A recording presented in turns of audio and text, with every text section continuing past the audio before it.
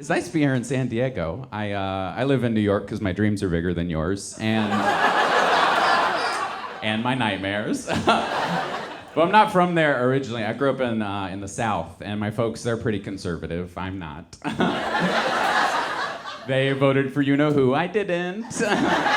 They don't understand queer people. I also have questions for the community. I love them to death, and we do stay in touch. I try to have a good relationship with them. I'm a little nasty sometimes. I love getting my dad to leave our family chat. I think it's so much fun. I will just be bored, start up the chat like, Happy Pride. Who's going to their local pride parade today? Zachary, the Bible says marriage is between a man and a woman. Well, I don't live my life based on a novel written 2,000 years ago. And Dad leaves the family chat. Point. Round 2. Hey guys, I'm going on a great first date next week with a man. Love is love, Dad, and lube is lube. Dad leaves the family chat.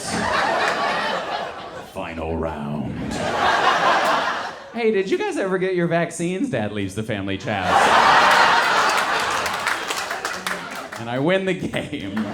The prize, I get removed from the will, which is just Cole's cash. Let's be honest. A number of CVS Extra Buck rewards is my destiny. I love my mom, too. My mom, she's been a server at the Red Lobster for the past 40 years. Yes, a level of brand love you don't see in our gig economy. You really don't.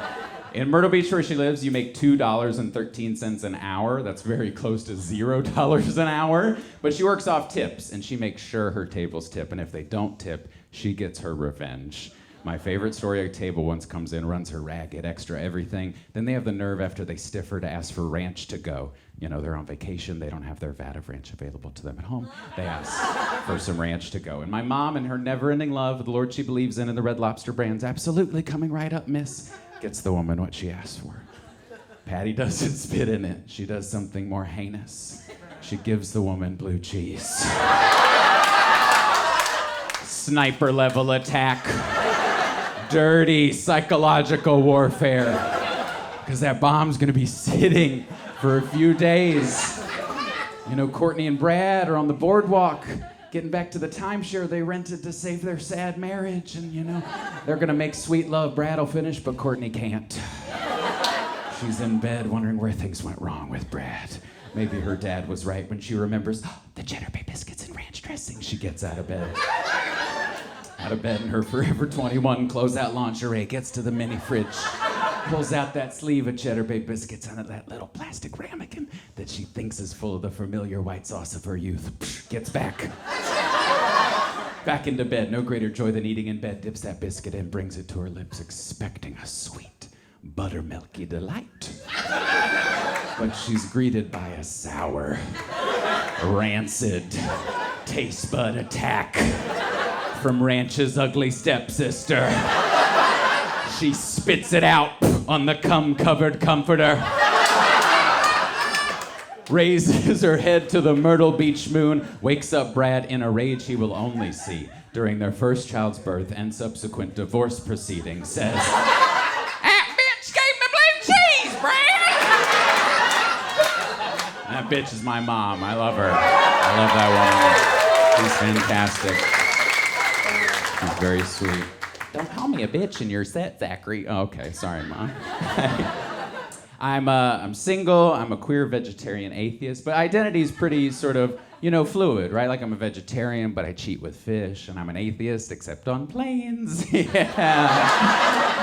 Not up there, no. I got one of those airline credit cards this year. It comes with a complimentary one-time companion pass. My dowry grows, yes. No cattle to my name, but I can get you to Chicago. One way. I got it because I want to get upgrades and stuff to be treated a little bit better up there because I get so nervous. I'm such a nervous flyer. I was on a flight that almost crashed, by which I mean I heard a funny little sound. I heard this very funny little sound, so when he's looking at this funny little sound. But the environment up there is just not very conducive to relaxation. I was on a flight once with a little red light flashing. Why not blue, okay? Blues and alabasters, I say. And the sounds. Even if we're going down, I don't want to hear, I want to hear la la la, la la la. Like, I want Asian massage parlors to be in charge of the sound design on planes, all right? I want to hear illegal instrumental covers of pop songs while we're up there. I want to be thinking, is this Teenage Dream? I think this is Teenage Dream.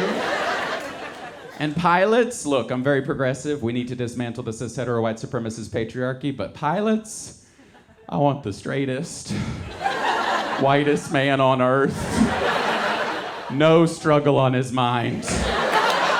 Just bathing in privilege, my pilot. Most of us, we've had a suicidal thought. Not my pilot. No, no, no. Nothing but knobs and dials up there. Yes, please.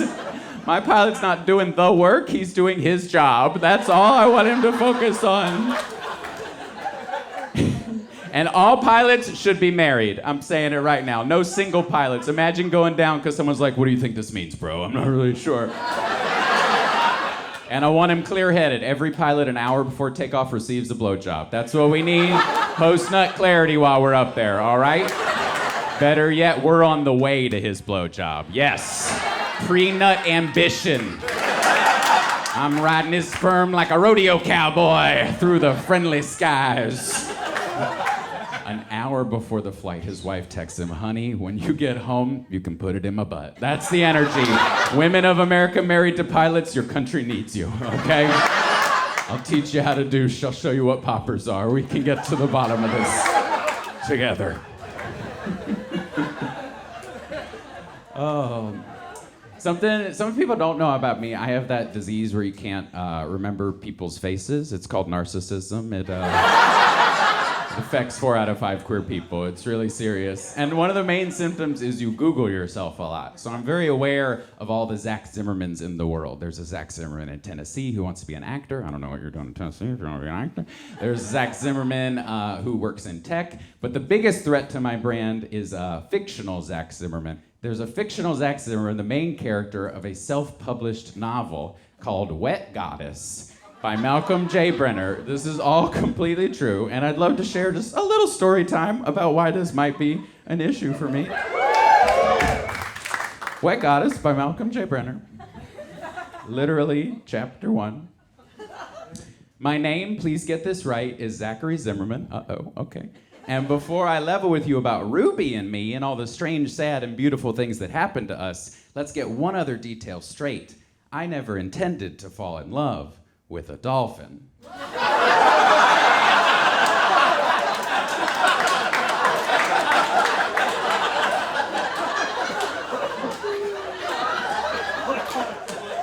It's fiction. It's a work of fiction. You know, people take risks in fiction. Maybe you know, he's making some interesting argument. A page earlier.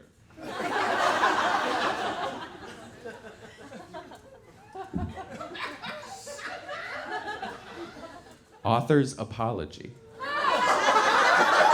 I am sure almost anybody could write a better novel than this. Its chief defect, it seems to me, is that most of it happens to be true.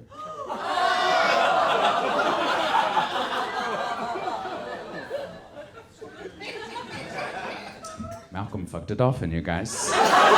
And named the main character my name.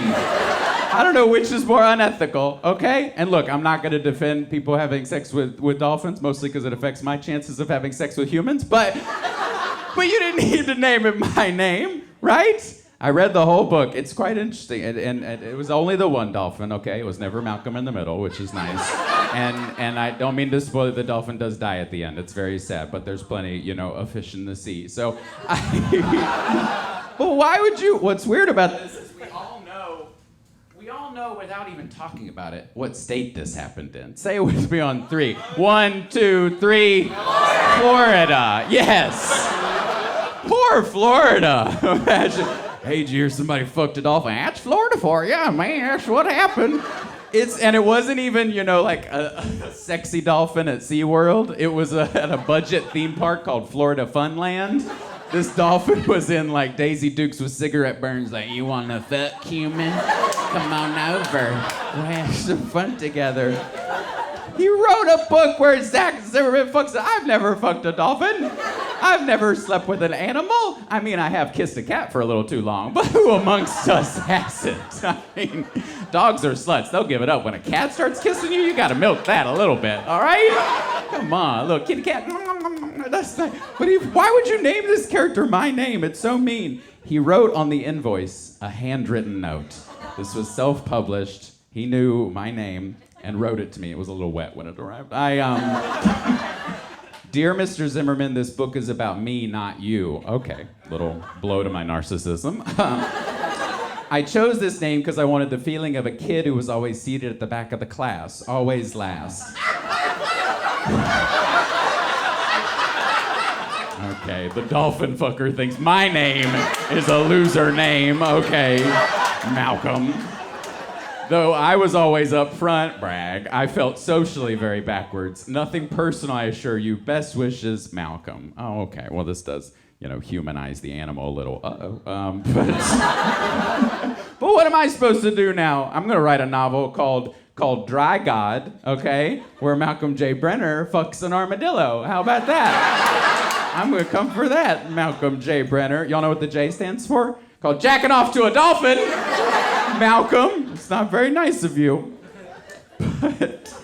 But if y'all could do me, there's sort of only real two takeaways here. One, when you Google Zach Zimmerman book, please do not click on the one where I am fucking a dolphin. Please click on my book. Is it hot in here? Am I suffering for all eternity for the sins I committed on earth? A collection of essays and humor pieces, which some are saying is better than the Bible. That's right, get on board. And more true. And two, I think a big takeaway for here is I really need to stop saying that I am a vegetarian that cheats with fish. I think that's gonna get me into some hot water. You guys have been great. Keep it going for Don't Tell Comedy. Kyle and the whole team.